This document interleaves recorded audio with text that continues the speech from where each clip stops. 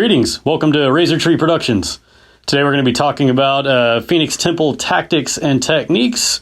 But first, in the links down below, you can see the website for Razortree Productions, or you have access to our Instagram, our Twitter, our Patreon, if you'd like to pledge for early access and other random things. And also link to ALS charities, so you can donate if you feel so inclined. But moving on to our video. To cover the tactics that I've been getting a lot of questions about, not only to myself personally, but also to like the Phoenix Temple Facebook pages and the Cities of Sigmar Facebook page.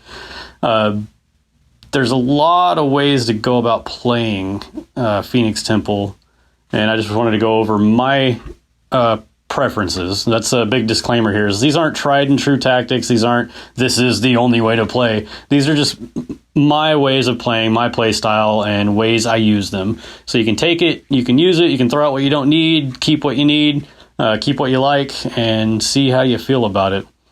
So I'm going to kind of break it down phase by phase with how I run them. But other than that, just play them how you feel, play them how you like them. Going to go over the biggest question first: minimum size units versus maximum.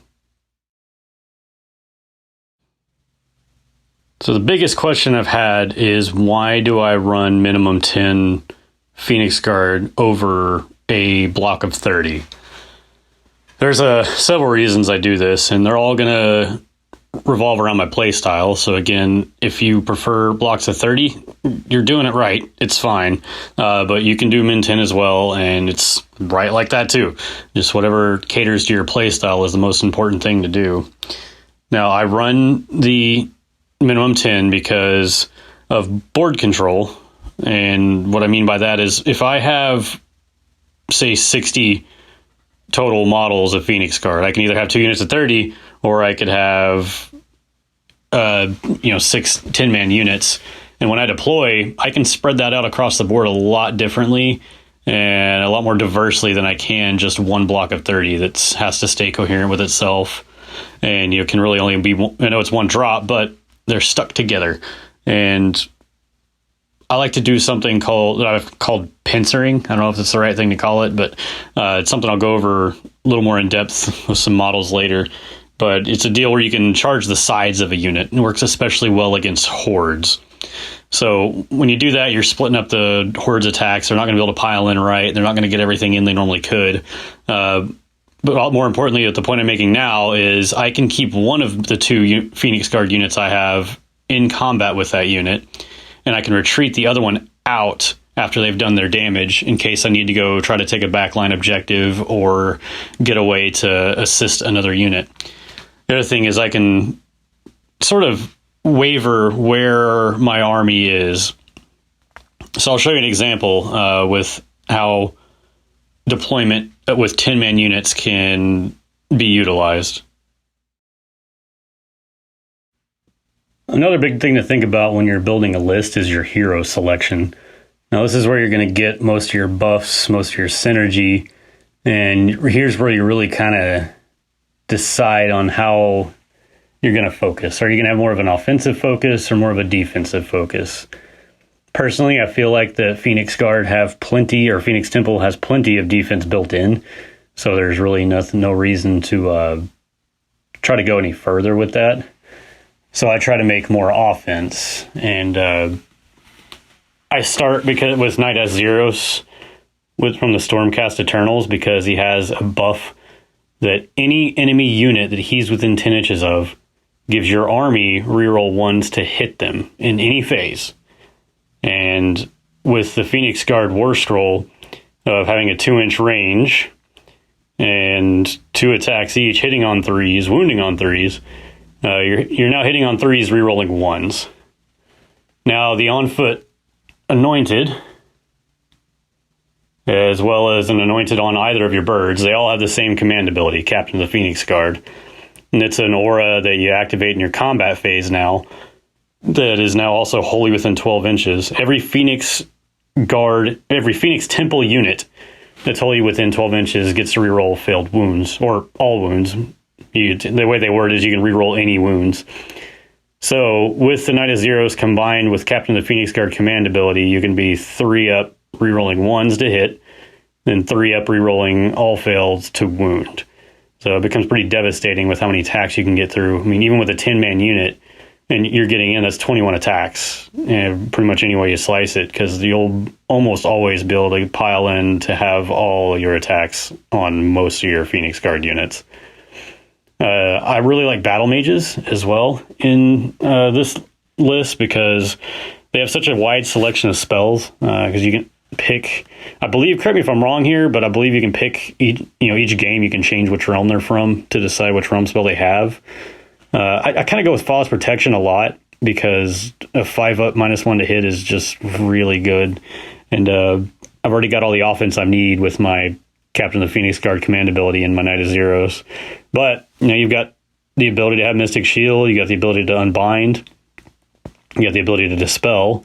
Which, speaking of dispelling, the Anointed now has the ability to dispel, which I don't believe he had before. So now he can unbind a spell and dispel an endless spell.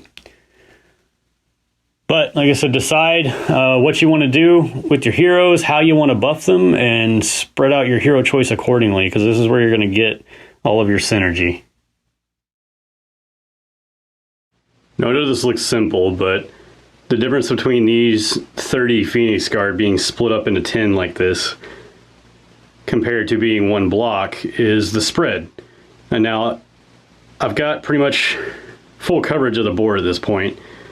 And if I have trouble in one area, say I tie up both sides with the enemy, or the enemy ties me up on both sides, then I have that middle unit to move to wherever he's needed.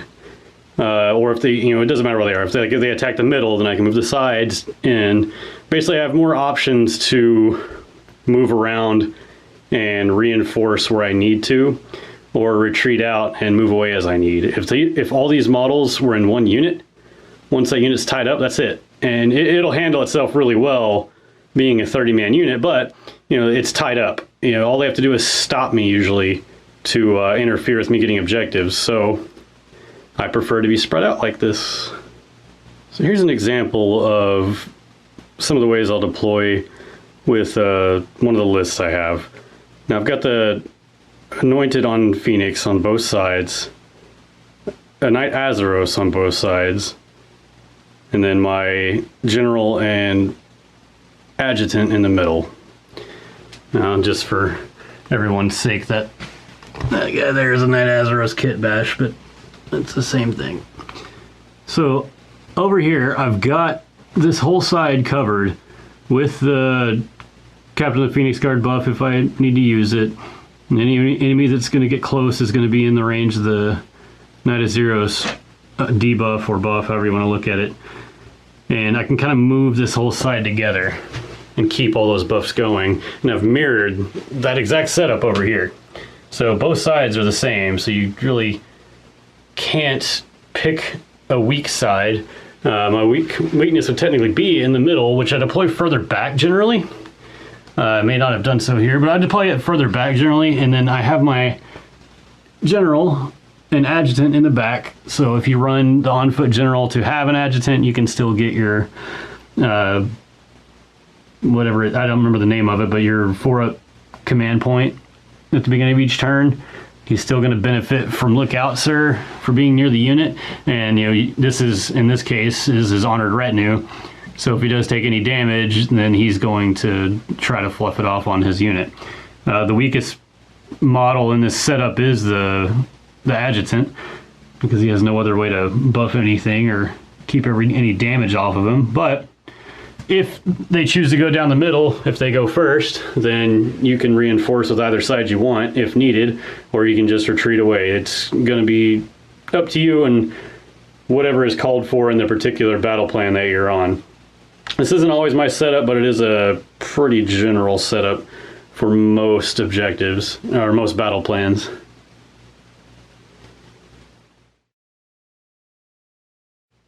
When you get to your hero phase, it's very important to keep track of everything you have and what part of the phase your abilities trigger in, because there's start of phase, during phase, and end of phase.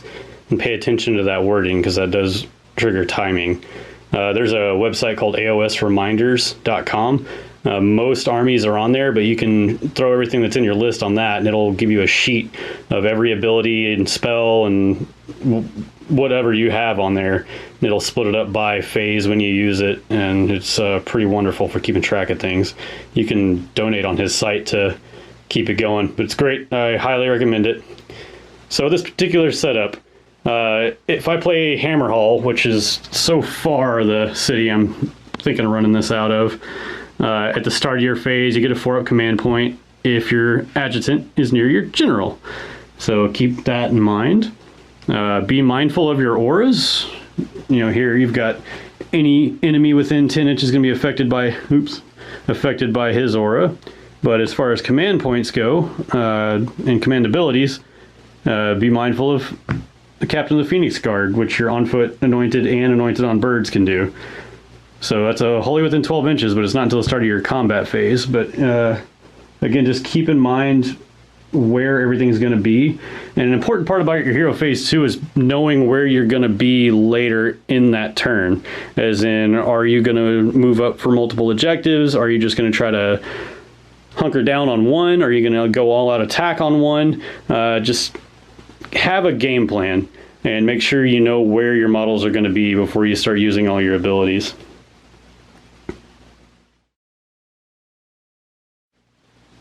For the movement phase, say we have a scenario like this. Battle's been going, you're in combat, it's your time to move. But you have an objective here. It's almost always okay for Phoenix Guard to run. They don't get a benefit for charging, aside from the natural benefits of getting into combat. So you've got a couple of options here. You have a unit nearby that is not in combat, and you could move them. Now, most objectives are anything within 6 inches of the center. So for this, it's gonna be about here. So if you look, they would be able to reach just with a normal move to get some models in. But you know you're not going to charge into the black coach that we have over here. So you would be completely fine to just run and get some models up on this objective. Now another option that, and this doesn't just go for Phoenix Temple, but this just goes for general tactics. But this unit here, if you don't need to fight this unit or kill it off, or for some reason you need this unit to go somewhere else, you could retreat out of combat. Now, it's just a move that you can run with as long as you end outside of 3 of another enemy. So if they retreated out, you could get models close enough to hold this objective as well. And you could run because you're not going to be able to get into combat or charge. You pretty much should always run if you're going to retreat, because you can't charge or shoot after that anyway. So you could get a pretty big run if you needed to. You could even force the command point to run to get all the way out of combat and move your unit over to here. But the biggest thing is always be mindful of objectives, and know that in Age of Sigmar, objectives are the only way to win. You can table your opponent, and that does not guarantee you a victory. I have won some games, several games, where I don't really have any army left, but I have so many more victory points from holding objectives that it doesn't matter. Now, something Phoenix Guard can do better than most is objective blocking. Now, this is just a 10-man unit, and say you have somebody close like this 20-man unit of executioners here. Now, if you don't need to attack them because you're afraid of what you might lose, you can block off the objective. Now, the thing about this is you take this, I'm blocked off where I am holding every one of these models is within this objective. But if we're in combat, unless they have fly, they can't be piled around, and they will never hold any part of that objective all the way around. So you're kind of either forcing them to move to one side, or if you know that the only place they can get to is here, you've essentially saved yourself another turn of losing objective. Because even worst case scenario, your whole unit dies, they're still not in range to hold the objective. But best case scenario, at least one model survives and you're still holding. Now for charging, this is where you can start setting up your pincer attacks. And this is what I mean by a pincer attack. With 25mm bases and 2-inch range, you can go 3 ranks deep as long as everything is base to base. So all these bases are touching, so that's going to be 2 inches. And just to show, even though it looks crazy, that everything that I have is in combat at this point. I know that looks crazy, but you can see with a 2-inch range, it very easily gets all 3 ranks in. So everything here, oh, there we go, is in, and the same goes for this side. Now the importance of this is when it comes to combat, because I will be able to get all my attacks in, but this unit will not, because they have to pile in towards the closest enemy unit. So basically you split them down the middle, all this has to go this way, all that has to go this way.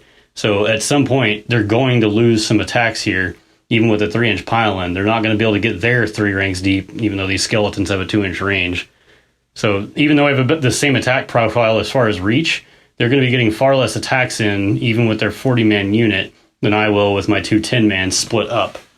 If this was one 20-man or a 30-man unit, all of our attacks would be going into each other. So I wouldn't really get any extra gain from that, but the unit I'm attacking would be able to get everything in. So you're able to weaken their output by pincering like this. And this is, you can go straight off the charge often to end like this. You might not even need a pile in, but on a scenario where you're only able to get some guys because of your roll, you get them back. Once you do your pile in, you're still able to move closer, and it'll be closer to enemy models, closer to the closest enemy model, even by moving up like that. Now say you do want to pile in because you have an objective nearby. You could change your selection on who you attack with. Like maybe you attack first over here to force them to make decisions on what gets destroyed. And you actually use these guys to pile in closer to the objective. You know, get them closer in if they can even pile in like that. They have to get closer over here. But you can use your pile-ins to get more models into the objective and have your count, so get more points. Remember, objectives are everything, so always be thinking about in every phase how you can get closer to one. Well, I know that was a quick rundown of the different tactics I use, but feel free to ask any questions or leave any comments in the comment section, and I will be happy to ask them and discuss them further. And really, I hope that you got something out of it. Maybe something you didn't know about the rules, maybe something you didn't know about the Phoenix Guard or the birds or the Anointed on Foot. Just hopefully there's something you got out of this. I know I really enjoy playing this army. They're very tough. They're much more versatile than they seem, even though they already seem really versatile. But they're just, the most important thing is to play what you like to play and build your list around what you like. Because if you don't really enjoy what you're playing, you're not going to do good with it anyway. But you can make a list that might not be optimized much better than it should be just by enjoying what you have, because you'll find ways to make it work.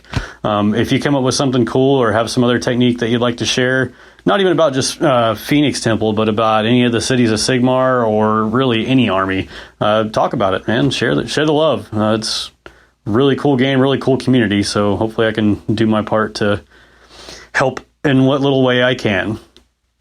Thanks for watching. And if you would like to pledge on Patreon, you'll get early access to videos, access to certain polling on what armies I'm going to paint up or play next, and all kinds of music too. I've got a bunch of personal music that I've written and recorded, 20 songs almost at this point that are on there between myself and friends. But you get a lot of stuff for it. And yeah, so pledge on Patreon. The links are down in the description. More importantly, if you feel inclined to pledge to an ALS charity, I've got a link in the description for the ALS website, and it has plenty of different charities you can donate to, and that would be much appreciated. I've got a friend that has ALS, and that's his number one wish is to get people to donate to the cause, because it's still an uncurable disease. I don't even know if disease is the right word for it. Yeah, I guess it would be, because it's called Lou Gehrig's disease is something, or the phrase y'all may know it by. yeah, anything you can do would be helpful. So much appreciated. Anyway, thanks for watching and have a wonderful day.